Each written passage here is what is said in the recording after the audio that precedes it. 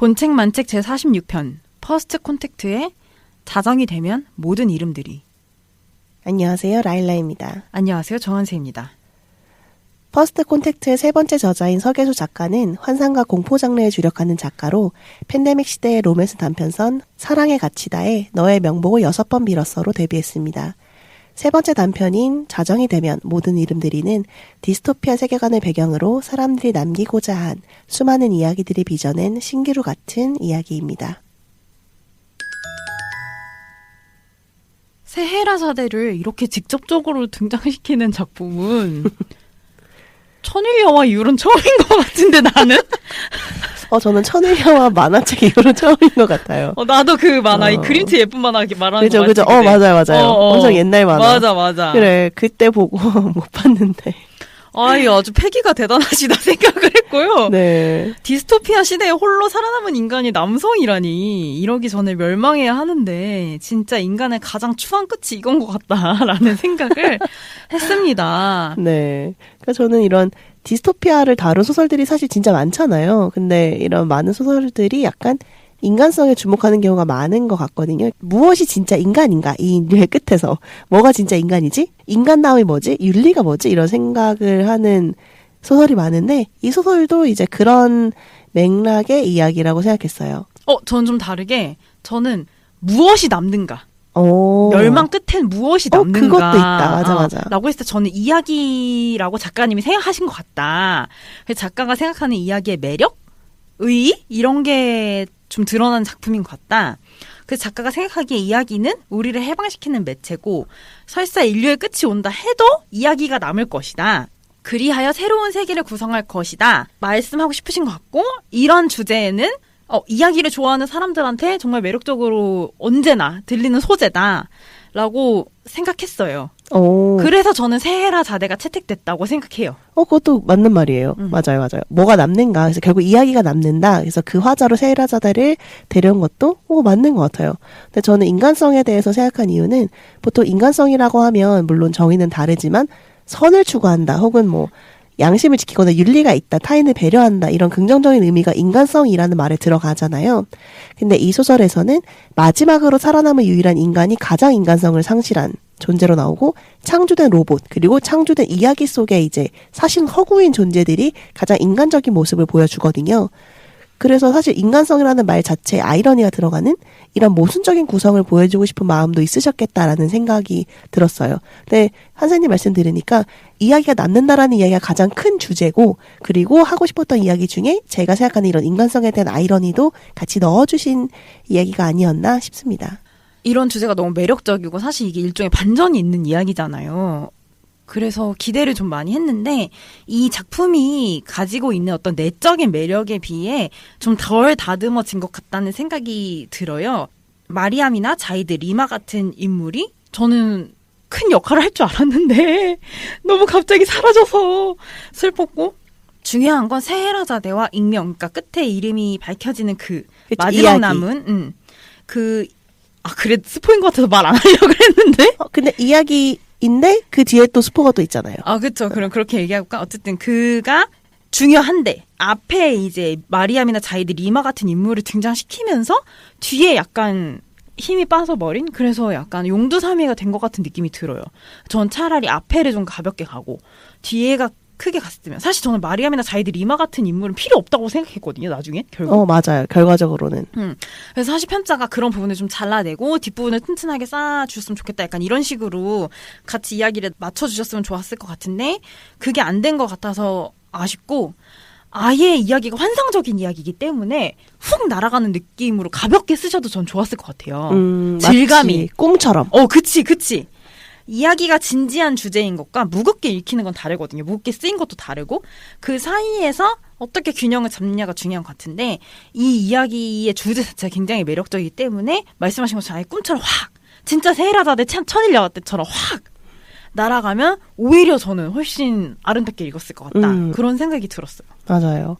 그리고 저는 이걸 보면서 이 세헤라자데가 어쨌든 주인공인 거잖아요. 실질적으로 주인공인데 이 세헤라자데가 여성 혐오적인 사회에서 여성에게 요구되는 모습이 모두 합쳐진 존재 같다고 느껴졌거든요. 그러니까 부모로서 아이를 양육하기도 하고 외모도 아름답고 말도 잘 듣고 순종적이고 복종적이고 섹스도 해주고. 근데 이런 모습들이 합쳐진 존재로 그린 것은 좋은데 그 이미지가 조금 제 생각에는 고착화된 이미지로 묘사되는 느낌이라서 살짝 아쉬웠어요. 그러니까 사실 모든 이야기는 자기가 아는 만큼만 상상을 할 수 있잖아요. 근데 가끔 어떤 소설들, 특히 SF 장르에서는 제 상상력 바깥의 모습들을 묘사하는 이야기가 많고 많을 수밖에 없거든요. 그래서 저는 그게 SF의 매력이라고 생각하고 내가 전혀 생각하지 못한 부분을 상상할 수 있게 지평을 넓혀주는 이야기들이라고 생각하는데 이 세이라자대는 로봇으로 등장하지만 인간 여성의 모습을 하고 있고 메이드복을 입고 있고 저택이라고 불리우는 공간에서 주인에게 복종하는 형태로 그려지고 있어서 저는 약간 읽으면서 나 이 캐릭터 어디서 봤어? 약간 이런 느낌이 드는 거예요. 물론 내용은 다르지만 껍데기의 느낌이. 그래서 어떤 전형적인 일본 만화 캐릭터 같은 느낌? 메이드복이라는 표현에서 제가 확 약간 깼나 봐요. 이것을 상상하다가 이거 너무 클리셰적인 이미지인데? 이런 생각이 들어서 조금 깼고 사실 세라자대 말고도 모든 인물들이 사람의 형태를 취하고 있거든요. 그래서 모두 상상 가능한 그래서 좀 클리셰인 이미지였다고 생각이 들었어요.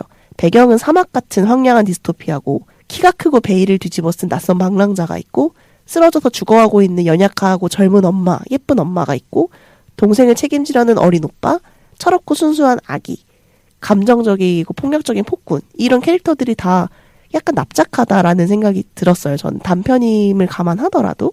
근데 이런 클리셰적인 인물들이 오히려 클리셰로 나와서 더 매력적인 이야기가 되는 경우가 있고 좀 그렇지 않은 경우가 있는데 이번 이야기는 저는 조금 아쉽지만 이런 클리셰적인 설정이 매력을 더해주는 소설은 아니었던 것 같아요. 오히려 좀 더 상상력을 발휘할 수 있는 설정이 나오거나 좀 다른 형태의 인간들이 등장했어도 더 좋았을 것 같다는 아쉬움이 있었습니다. 근데 저는 그 부분은 차라리 이 말씀드린 것처럼 앞에 인물 다 빼고 베일을 둘러싸는 미스터리한 인물과 폭군과 세라 자대만 나왔으면 그게 더 나았겠죠. 훨씬 나았을 것 같아. 그리고 그 말씀하신 부분 중에 세라 자대가 어떻게 쓰였는가 뭐 보모로도 쓰이고 유언장으로도 쓰이고 여러 방식으로 쓰였다고 나오는데 섹스 로봇으로 쓰였다는 얘기가 나와요. 근데 그 부분이 조금 더럽게 나오는데 그런 더러운 얘기가 꼭 필요할까 이 이야기에. 듣기로 SF 소설에서 이제 섹스 로봇을 빼도 된다라는 논의가 꽤 예전부터 있었던 걸로 예전에 아는데요. 배병원 작가님이 이제 심사평에서 그런 얘기 한 적이 있어요. 섹스 로봇 이야기 그만 써라. 그러니까 섹스 로봇 얘기를 하지 말자는 얘기가 아니고 할 거면 이렇게 쓰면 안 된다. 라는 식의 이제 이야기를 하셨는데 제가 봤을 때 이제 약간 그 하면 안 된다는 요소가 들어있는 것 같은. 그러니까 왜냐면 섹스 로봇이 사실 주된 이야기도 아니고 그렇게 중요하지도 않고 그냥 뭔가 어떤 인물의 폭력성을 드러내기 위해서 쓰이는 것 같은데 그 부분을 빼도 사실 이 인물은 굉장히 더럽고 이미 추악해 보이거든요. 맞아요. 그러니까 그 부분이 없어도 되는데 왜 그걸 구태여 넣으시는지. 왜냐하면 이미 섹스돌이라는 게 현실에 존재하고 디스토피아 세계에 관해서 추악한 인물이 여성 메이드복을 입은 로봇에게 무슨 짓을 할진 저희 다 상상 안 써주셔도 저희 다 알아요. 저희 많이 읽었습니다. 안 읽어도 알아요. 그리고 그런 거는 이렇게까지 더럽게 안 쓰셔도 저희 이 남자가 들어올 거 알아요. 그러니까 이걸 안 하셔도 되는 이야기를 넣어서 그냥 저만 불쾌해진? 그치. 지금 말씀을 들으니까, 그러니까 전반적으로 이야기가 사실 더 깔끔하고 가벼워질 수 있는데, 이런 부가적인 요소들이, 사실 없어도 되는 요소들이 너무 많이 들어가서 이야기가 약간 산만한 느낌? 저는 책에서 남자 얘기 그만 보고 싶고, 특히 더러운 남자 얘기 그만 보고 싶어요, 여러분. 진짜로. 치지만. 저 지금 손목을 말씀드리는 거예요. 더러운 남자 얘기 저 그만 보고 싶습니다. 너무 많이 봤어요. 우리 이제, 더러운 여자 얘기 차라리 해주세요. 아니면 좀 입체적이었으면 좋겠어요. 그리고 이제 제가 하나 약간 헷갈린 게 제목이 뭐지? 제목은 라일라님 이해했어요. 전 솔직히 이해 못해서 물어보는 거예요. 저는 그 생각을 했어요. 이 제목이 자정이라는 시간이 주는 어떤 의미가 있잖아요. 귀신학적으로? 귀신학적으로? 세계 멸망적으로 얘기한 거 아니고? 세계 멸망적으로도 있지. 그러니까 자정이라는 게 가지는 여러 가지 의미가 있으니까 어떤 하루가 끝나고 새로운 하루가 시작될 때, 세계가 끝나고 세계가 시작될 때, 혹은 삶과 죽음의 경계인 그 시간이 되면 이 죽었던 모든 사람들이라는 이야기들이 다 존재를 가지고 되살아난다라는 이미지를 그리고 싶으셨던 게 아닐까 그래서 그 순간에 낯선 존재의 이름도 밝혀지고 이름 없이 죽어갔던 수많은 사람들의 이야기가 되살아나고, 그러니까 저는 이게 정말 환상적으로 보이도록 작가님이 의도하셨을 것 같아요. 갑자기 막 모든 이미지가 막 살아나고, 맞아. 막 이렇게 막 모든 영혼들이 막 자기의 이름을 찾아가고 목소리를 찾아가는 그런 화라라 이렇게 날아오르는 그런 이미지를 그리고 싶으셨을 것 같아요. 자정이 되는 순간. 그리고 난 그런 시도는 너무 좋은 거야. 너무 좋지. 시각적으로 아름답지. 그런 것들이 조금 더 묘사가 더 있거나 아니면 나는 편집 문제라고 생각해. 편집일 수 있죠. 맞아요. 그래서 저는 이것도 퍼스트 콘택트인지 잘 모르겠다. 어떡하지? 자꾸 퍼스트 콘택트 엔솔로지 하면서.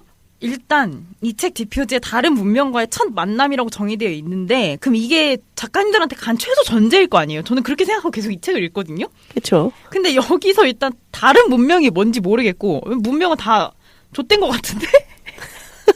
문명이란 건 다 좆된 것 같고, 저는 그 남성, 마지막 남은 남성의 존재가 문명이 좆됐다는 걸 얘기하는 것 같았거든요? 그러면 다른 문명이란 건 여기서 새로 피어나는 문명이, 이야기 속의 문명을 이야기하는 걸까? 그럼 그게 뭘까? 그냥 첫 만남을 그리신 것 같아요. 누구랑 누가 만난 거야, 그럼 여기선? 해방의 순간. 해방의 첫 순간. 만남도 아니잖아, 그러면. 만남이죠. 그 수많은 익명의 이름들과의 만남일 수 있지. 사실 저도 근데 잘 모르겠다는 생각이 들고요. 그러니까 이게 이름을 부르면 존재를 빼앗기는 설정도 있고 다 좋은데, 저는 이야기가 약간 불명확하다는 생각이 들었어요. 쭉 읽으면서. 그러니까 저희가 지금 제목의 의미도 잘 헷갈려하는 것처럼 어떤 말씀을 하고 싶으신지가 좀 헷갈리는 이야기였는데, 이게 전체적으로 너무 비유가 많아서 그랬던 것 같기도 해요. 그러니까 이야기라는 이야기 말고 이야기라는 고유명사가 이렇게 등장하잖아요. 사람의 이름으로. 그러니까 이야기였다가 해방이 되거나 이름이 풀려난다, 아니면 열려라 참깨가 등장한다든가, 이런 게 저는 파편적으로는 다 너무 좋은 아이디어인데, 이게 좀 더 촘촘하게 연결이 되고 무슨 메시지를 전달하고 싶은지가 확실하게 드러나야, 아, 이거구나. 아, 그래서 자정이야. 아, 이런 느낌이 들어야 되는데 조금 그렇지 않으니까 저희가 자정이 왜 될까? 이름이 그래서 뭐가 퍼스트 콘택트지? 이런 생각이 자꾸 드는 것 같아서 좀 아쉬운 마음이 듭니다. 저는 아니면 어디에 실렸냐의 문제일 수 있는 것 같아. 그러니까 이게 SF 엔솔로지인데 제가 느끼기엔 이건 SF보다는 환상소설에 가까운 것 같거든요. 두 개는 좀 다른데, 로봇이 등장하고 근미래 디스토피아 배경이니까 SF로 분류될 수 있지만 여러 장르가 한 작품에 중첩될 때 뭐가 우선이냐는 할 수 있잖아요. 그렇죠.